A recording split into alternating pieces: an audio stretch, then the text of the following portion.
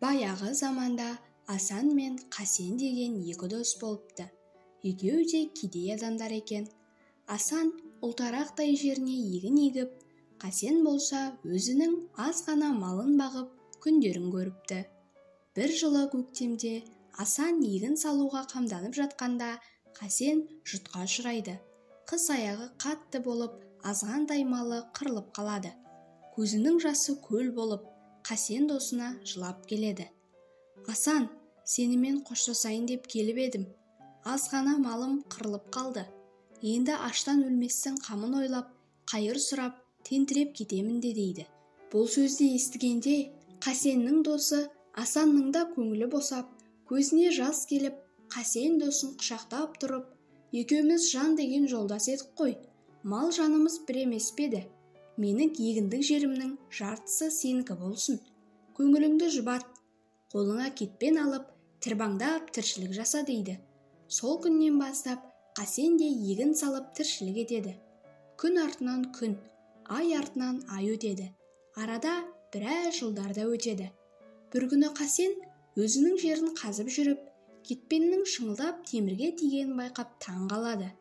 Бұл не ғажап екен деп, сол жерді тереңдетіп қазып жіберсе, ішіне толтырып алтын салған бір қара қазан көрінеді. Қасеннің қуанышы қойнына симай, қазанның құлағынан сүйрей досының үйіне қарай жүгіреді. «Сүйінші, Асан!»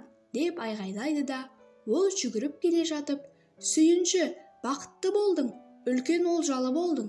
Мен сенің жеріңнен ішіне алтын толтырылған қазан тауып алдым. Енді кедейліктен құтылдың». Асан оны қуана қарсы алып, «Сенің адалдығыңды білемін ғой, Қасен. Бірақ ол алтын менікі емес, сенікі. Сен оны өз жеріңнен қазып алдың ғой», деп жауап береді. Оған Қасен болмай, «Мен де сенің пейілің кең, мейірімді екеніңді білемін ғой, Асан. Бірақ сен маған жеріңді бергеніңмен, жеріңнің астындағы қазынасын берген жоқсың ғой», дейді. Бірақ Асан да көне қоймайды. «Ардақты досым, жердің асты үстіндегі қазынаның барлығы сол жерге маңдай терін төгіп, еңбек еткен адамдікі», дейді. Алтынды алғысы келмей, бұл екеуі ұзақ таласады. Ақыры Асан мынадай бір байлам айтады. «Таласты қояйықшы. Қасен, біздің балаларымыз бар ғой. Алтынды соларға берейік. Тым болмаса, біздің балаларымыз кіріп тарлық көрмесін», дейді. Бірақ алтынды балаларды алмайды. Жас жігіт алтынды дорбасына салып алып жолға шығады. Ұзақ уақыт сапар шегіп, арып ашып күндерінің күні болғанда хан ордасына келеді. Қаланың қақпасына кірісімен-ақ базарға барып, миуа ағашының тұқымын іздейді. Базарды аралап жүргенде арт жағынан керуеннің сылдырлаған қоңырауы мен біреудің айғайлаған ащы дауысын естиді. Жас жігіт артына жалт қараса, ұзыннан ұзақ тізілген керуен келе жатыр екен.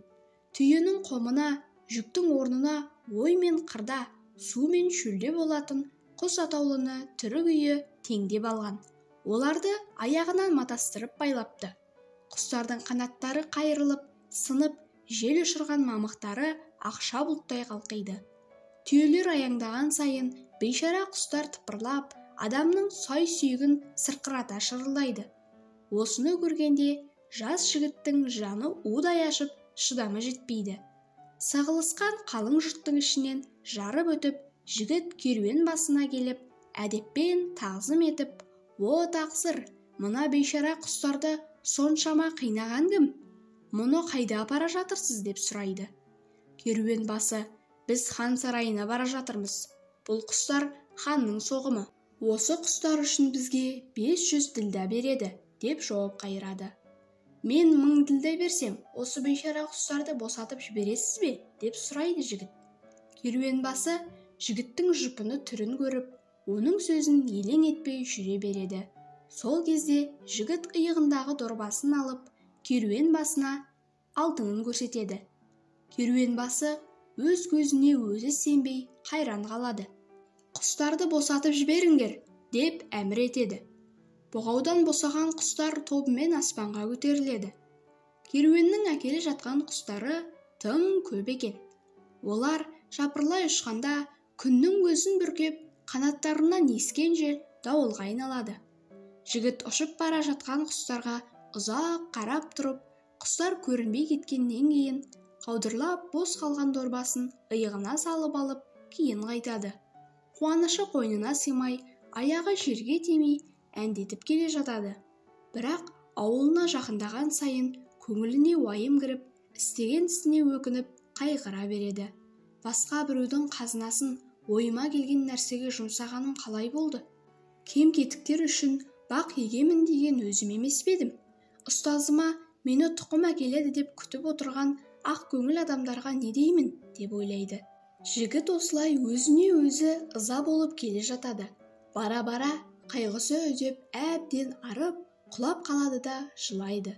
Ақыры қайғы қасіреттен қажып, қалқып ұйықтап кетеді. Ұйықтап жатып түс көреді. Түсінде әлде қайдан бір әп-әдемі бұлбұл ұшып келіп, көкірегіне қонып, тамылжыған әсем әнді әуенімен: «Уа кеңпейіл жас жігіт, сен көп қайғырып налыма, еркін құстардың саған беретін алтыны жоқ, бірақ сенің жақсылығыңды басқа жолмен қайтарамыз. Ұйқыңнан оянып, жан-жағыңа қарашы, көзіңнің жасы тыйылмас па екен» дейді. Осыны айтып бұлбұл пыр етіп ұшып кетеді. Жігіт көзін ашып жан-жағына қарап таң-тамашаға қалады. Кең далаға қаптап қонып отырған құстарды көреді. Құстар сирағымен шұқыр қазып, аузындағы дәндерді сол шұқырға салып, қанатымен топырақты сыпырып көміп жүр. Жігіт қозғалып кеткенде құстардың бәрі лап етіп аспанға ұшады да кетеді. Тағы да құстар ұшқан кезде күнді қалқалап қаққан қанаттарымен жел дауылға айналады. Жігіт жан-жағына қараса, құстар қазған әрбір шұқырдан жас шыбықтар көктеп шыға келіп, өсіп, бұтағы күлтелеген, жапырағы жайнаған үлкен ағашқа айналып жатқанын көреді. Қас қаққанша болған жоқ, ағаштың бұтақтарына жайнаған гүлдер өсіп, шыға келіп, жұпар иісі аңқып кетеді. Содан кейін гүлдер ұшып түседі де, оның орнына қып-қызыл нарттай алмалар өсіп шыға келеді.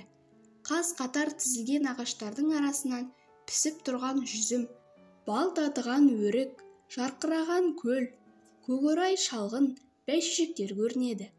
Жапырағы жайқалған ағаштың саясында жолдың екі жағын таспен шегендеп тастаған арықтардың суы сылдыр қағады.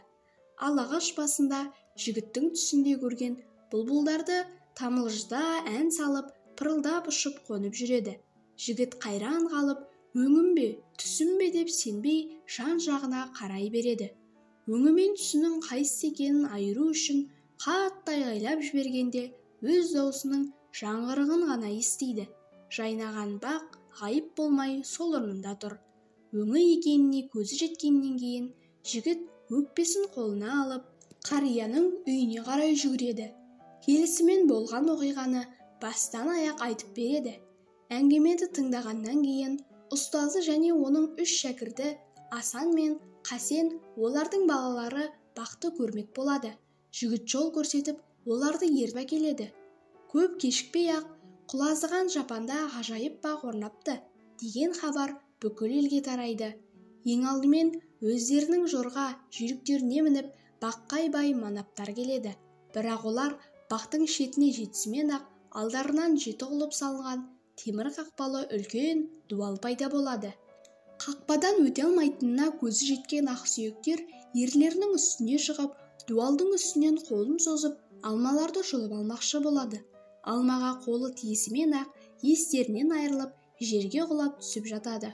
Мұны көрген соң-ақ бай мырзалар зәресі ұшып, аттарының басын бұрып, ауылдарына қарай қашады. Олардың артын ала баққа жер-жерден кедейлер келе бастайды. Кем-кетіктер жақындасымен-ақ қақпаның құлпы босап, есік айқара ашылады. Олар ағаштан қанша жеміс алып жесе де, жеміс азаймайды. Күні бойы бақ ішінде құйқылжыған домбыра сазы, шырқата салған ән, той-думан болып, кедейлер армансыз билеп көңіл көтереді.